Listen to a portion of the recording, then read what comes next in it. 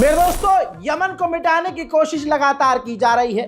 कितने कमाल की बात है, कमाल की छोड़िए, ये तो ईमान की बात है कि मुट्ठी भर यमन के लड़ाकों पर अमेरिका जीत हासिल नहीं कर पा रहा है। फ्रांस, बर्तानिया, इजराइल हमला कर रहे हैं, लेकिन यमन रुक नहीं पा रहा है। यमन के हुतीज लगातार इजराइल के कनेक्शन वाले वेसल्स को निशाना बना रहे हैं और इजराइल और दूसरे देश झुठला रहे हैं। लेकिन इस बार यमन ने वीडियो जारी कर दिया है और वीडियो इतना खौफनाक है जिससे साफ जाहिर हो रहा है, वीडियो से ही पता चल रहा है कि यह हमला कितना बड़ा है। ग्रीस से वेसल का ताल्लुक था और ग्रीस और इजराइल के बीच गहरे संबंध हैं और ग्रीस और इजराइल एक दूसरे को समुद्री रास्ते से लाल सागर से सामान भेजते हैं और हासिल करते हैं, इंपोर्ट एक्सपोर्ट करते हैं। अब हुथीज ने उस बड़े से वेसल्स को ग्रीस से ताल्लुक रखने वाले बड़े वेसल्स को निशाना बनाया और उसका वीडियो भी जारी किया। हजरात, उधर इजराइल ने तमाम हदों को पार कर दिया है। इजराइल कोई ऐसा जुर्म नहीं है वो ना कर रहा हो। हजरात, अब जो तस्वीर आपको देखने को मिलेगी उसके बाद जरा सोचिए, इन तस्वीर को भी देखकर मोहम्मद बिन सलमान चुप है, इन तस्वीर को देखकर भी इजिप्ट खामोश है, तमाम अरब देश खामोश हैं। लीजिए तस्वीर देखिए, अल्लाह अकबर। मस्जिद के अंदर गाजा में घुसकर मस्जिद के अंदर गोलीबारी कर रहे हैं, तोड़फोड़ कर रहे हैं। और इतना ही नहीं, कुरान पाक, खुदा की कसम, ये देखिए, आपका दिल गवारा कर सकता है तो झेलिए। कुरान पाक को फाड़ रहे हैं, कुरान पाक को आग लगा रहे हैं, कुरान पाक पर ये चढ़ रहे हैं। बहुत कम तस्वीर दिखा रहा हूं क्योंकि मेरे बस की नहीं है ये देखना। आप देखिए और अब सोचिए कि अरब मुल्क ये सब देखकर भी खामोश है। ह्यूमन राइट ऑर्गेनाइजेशंस ने कहा है कि फिलिस्तीनियों के इलाकों में, खासकर वेस्ट बैंक के इलाकों में, इजराइल के सेटलर्स ने इतने हमले किए हैं कि वहां से हजारों फिलिस्तीनी अपने मकानों को छोड़कर जा चुके हैं।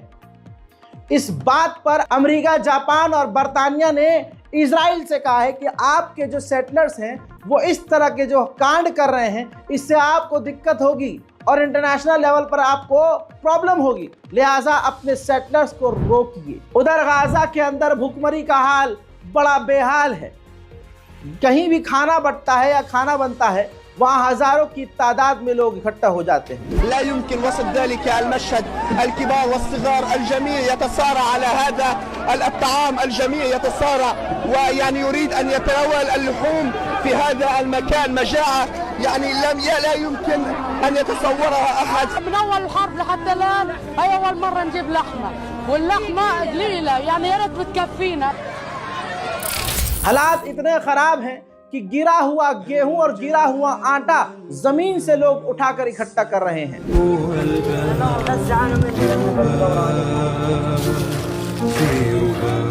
هذا حتاكلوه لقدام راح تاكلوه.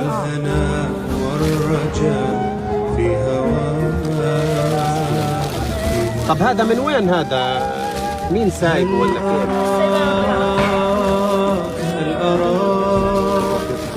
سالما منعما وغانما مكرما، سالما منعما وغانما مكرما। यूएन की एक सीनियर ऑफिशियल हैं, ये इन महिला ने फिर से कहा है कि इजराइल जानबूझकर एक लंबे समय तक गाजा में बसने के लिए, गाजा की जमीन पर कब्जा करने के लिए कदम उठा रहा है। लगातार वहां लंबे समय तक रहकर कब्जा करने के लिए नए नए वो रास्ते अपना रहा है।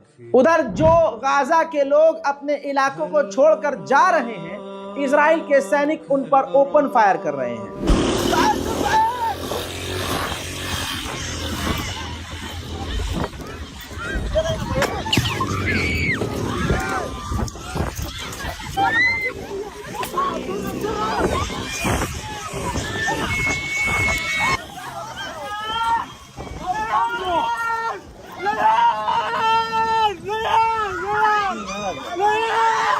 شيلها باشا، اطلاق النار،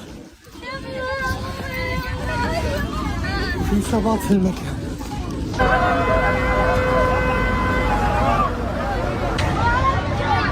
ربنا كتب لنا عمر جديد، الحمد لله رب العالمين.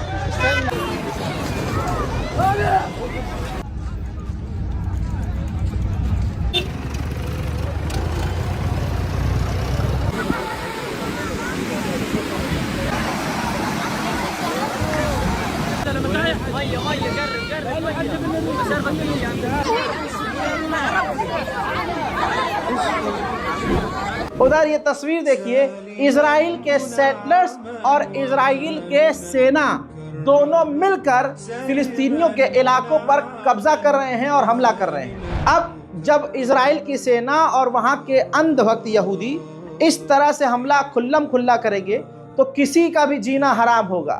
भारी मात्रा में वेस्ट बैंक के फिलिस्तीनी अपने अपने इलाकों को, अपने अपने घरों को, आशियानों को छोड़ रहे हैं। अल्लाह अकबर। देखिए,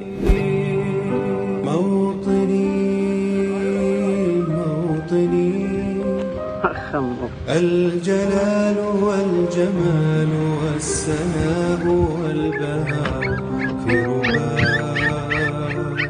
في رباء والحياة والنجاة والهناء والرجاء في هواك في هواك هل أراك سالما منعما وغانما مكرما। फिलिस्तीन में हमारी नजर अब नहीं जा रही। हम गाजा कर रहे हैं, लेकिन इजराइल फिलिस्तीन के इलाकों पर कब्जा कर रहा है। ये देखिए, वेस्ट बैंक के इलाकों से इजराइल की सेना फिलिस्तीन और फतह का झंडा उतार रही है और उन इलाकों पर चेक पॉइंट बनाकर कब्जा कर रही है। गाजा की हमास की कैद से एक इजरायली कैदी जब रिहा हुई है तो उसने दूसरी बार स्टेटमेंट जारी किया है कि हमास ने मेरे साथ मारपीट नहीं की, उन्होंने मुझे मारा नहीं, उन्होंने मेरे बाल काटे नहीं, उन्होंने मेरे साथ कोई अभद्रता गलत काम नहीं किया, और अगर मैं घायल भी हुई थी तो इजराइल के हवाई हमलों में दीवार गिरने की वजह से मैं घायल हुई थी। मैं इजरायली मीडिया को फिर से बोलूंगी कि मैं दोबारा विक्टिमाइज नहीं होंगी, क्योंकि मेरे साथ इस तरह का कोई घटनाक्रम नहीं हुआ। लाल सागर के अंदर हुथीस का भौकाल जारी है। इसके चलते हुए फिलीपींस ने अपने नाव को और वेसल्स को साफ कह दिया है कि आप लाल सागर का इस्तेमाल ना करें। $40,000, याद रखिएगा, $40,000 की एक मिसाइल होती है आयरन डोम की। $40,000 मतलब 33 लाख की एक मिसाइल होती है। आयरन डोम कल अचानक से फेल हो गया और पूरा आयरन डोम लगभग क्षतिग्रस्त हो गया। मिसाइल जिस डायरेक्शन में जानी थी आयरन डोम की, वहां ना जाकर अपने ही इलाके में गिर गई। एक झटके में लाखों का नुकसान इजराइल को। देखिए,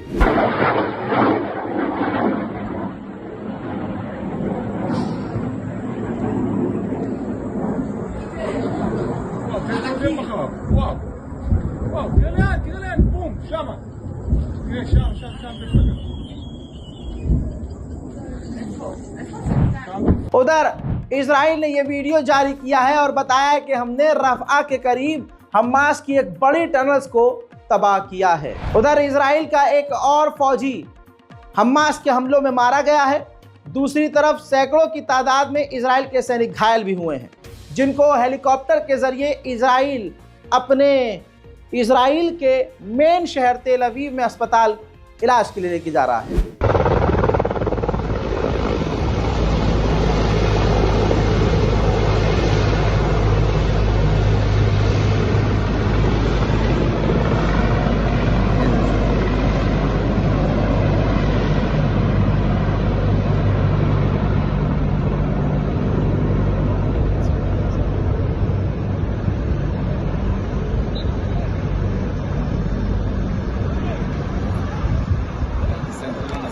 उधर स्वीडन में इजराइल के खिलाफ प्रदर्शन तेज हो गए हैं। Burger King, you can die. Burger King, you can die. You supporting genocide. Shame, shame on you. Shame, shame, shame on you. Blood وين عندك؟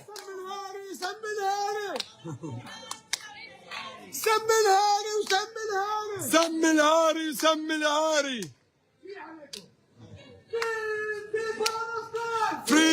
Free Palestine.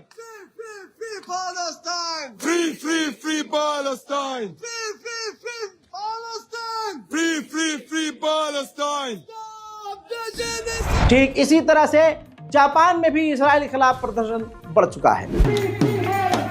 Free, free, free Palestine!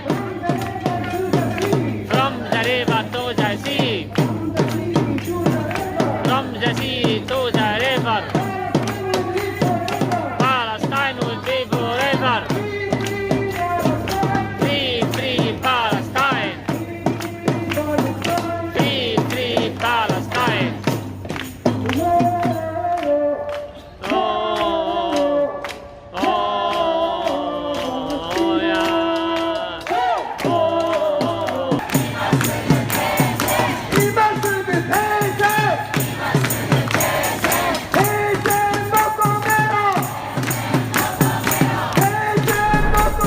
उधर Israel ने कहा है कि हमने 14 किलोमीटर फिलाडेल्फी कॉरिडोर पर कब्जा जो किया हुआ है उसमें से हम 1 किलोमीटर का एरिया छोड़ देंगे। यानी देखिए ये डील ना करने की सारी हरकतें हैं। इजराइल गाजा से नहीं निकलना चाहता है और नेतन्याहू इस जंग को बढ़ाना चाहता है। वहीं आपको ताज़ा जानकारी दे दूं तो लेबनान के ऊपर भी इजराइल ने खतरनाक बमबारी की है। मंजर आपके सामने।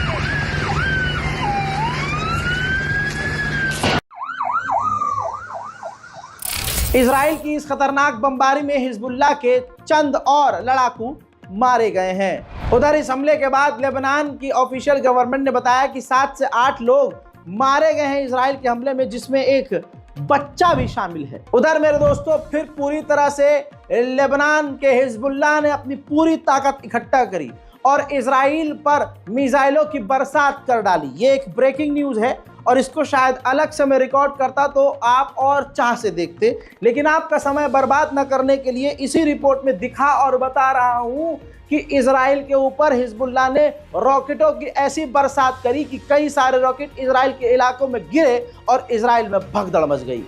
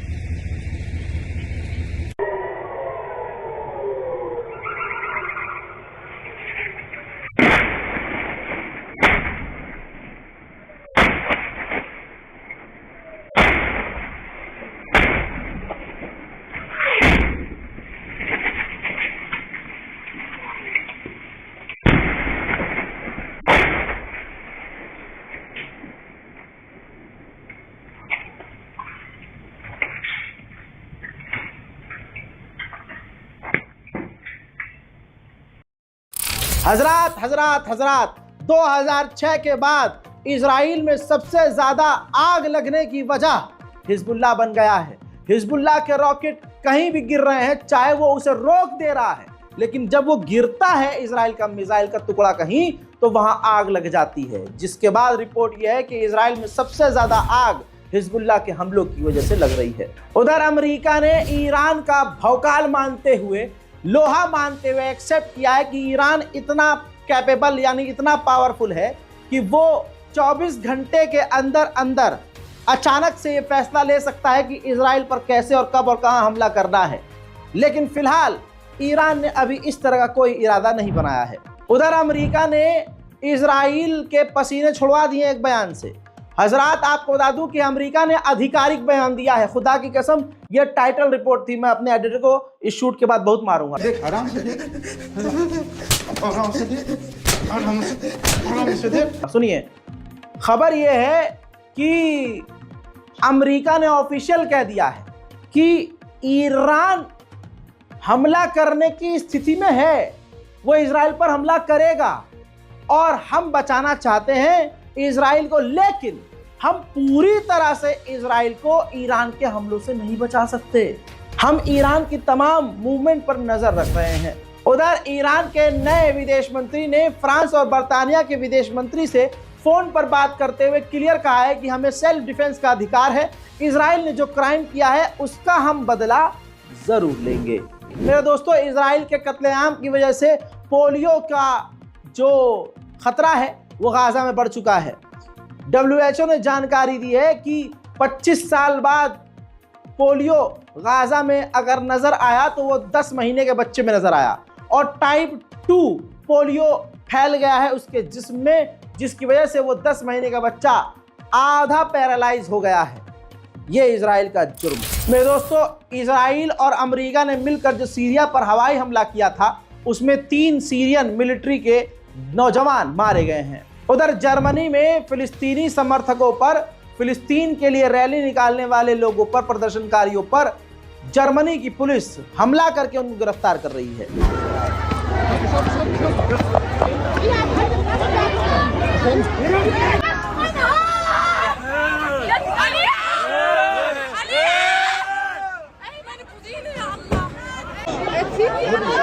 Immer noch eine Frau. Er zieht sie an meine Hey, es ist nicht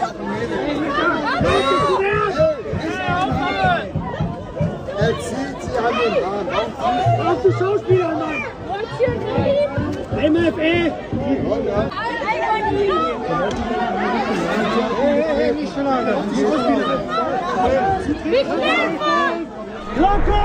America और बर्तानिया ने बौखलाहट में आकर यमन के कई हुथियों के इलाकों पर और अड्डों पर बड़े हमले किए हैं, ऐसी खबर आ रही है। उधर फेसबुक यानी मेटा ने जानकारी दी कि ईरानी हैकर्स ने बाइडन, ट्रंप और दूसरे बड़े बड़े नेताओं के व्हाट्सएप और सोशल मीडिया यानी फेसबुक पर हिट किया है और हैक करने की कोशिश की है। उधर ईरान के विदेश मंत्री ने क्लियर कहा है कि हम हिजबुल्लाह, हुथीज और तमाम संगठनों को सपोर्ट करना जारी रखेंगे। सुनिए। مقاومت، محور مقاومت اصولا بحث جدایی هست و این رو ما در چارچوب تقاسم با آمریکا اینها بهش نگاه نمی کنیم.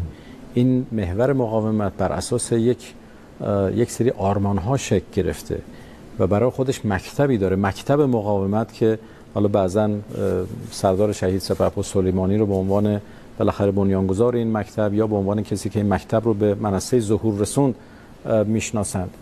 این یک مکتبی داره برای خودش و محور مقاومت مورد حمایت جمهوری اسلامی ایران خواهد بود در هر شرایطی.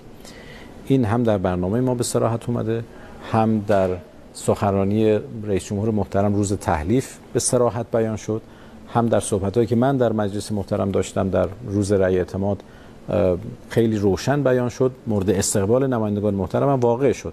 هم سخنرانی من هم سخنرانی رئیس جمهور با استقبال نمایندگان محترم واقع شد. इजराइल के विदेश मंत्री ने कहा है कि फिलिस्तीन का मुद्दा हमास और ईरान ने हासिल कर लिया है, टेक ओवर कर लिया है और उनके लिए एक बड़ा मुद्दा बन चुका है। हम ऐसा नहीं होने देंगे क्योंकि अगर फिलिस्तीन स्टेट बना तो इसका मतलब ये होगा कि ईरान का बेस वेस्ट बैंक और गाजा के अंदर होगा, जैसे सीरिया, लेबनान और आसपास के इलाकों में ईरान का बेस है। और ऐसा हम नहीं होने देंगे और फिलिस्तीन को स्टेट घोषित नहीं होने देंगे। ह्यूमन राइट ऑर्गेनाइजेशन के जरिए जो है 2 से 4 फिलिस्तीनियों को बेल्जियम लेके आया गया था एज अ रेफ्यूजी। उनमें से 2 फिलिस्तीनियों को वापस बेल्जियम ने डिपोर्ट कर दिया है इजिप्ट। मामले बिगड़ते जा रहे हैं, हालात बिगड़ते जा रहे हैं। आप खबर देख देख कर थक चुके हैं, मैं बोल बोल कर थक चुका हूं, लेकिन इजराइल जुल्म करता करता नहीं थका है। अरब देश जुल्म देख देख कर खामोश हैं। हुजूर, इस बारकोड का इस्तेमाल कीजिए ताकि गाजा और फिलिस्तीन की मदद के लिए हम आगे आ सकें और थोड़ी बहुत जो भी मदद हो सकती है हम कर सकें। इस रिपोर्ट को शेयर कीजिए, चैनल को सब्सक्राइब कीजिए ताकि मिडिल ईस्ट में और दुनिया में क्या हो रहा है आपको आसान और सिंपल भाषा में पता चलता रहे। मैं हूं रजा और आप देख रहे थे रजाग्राफी। जय हिंद।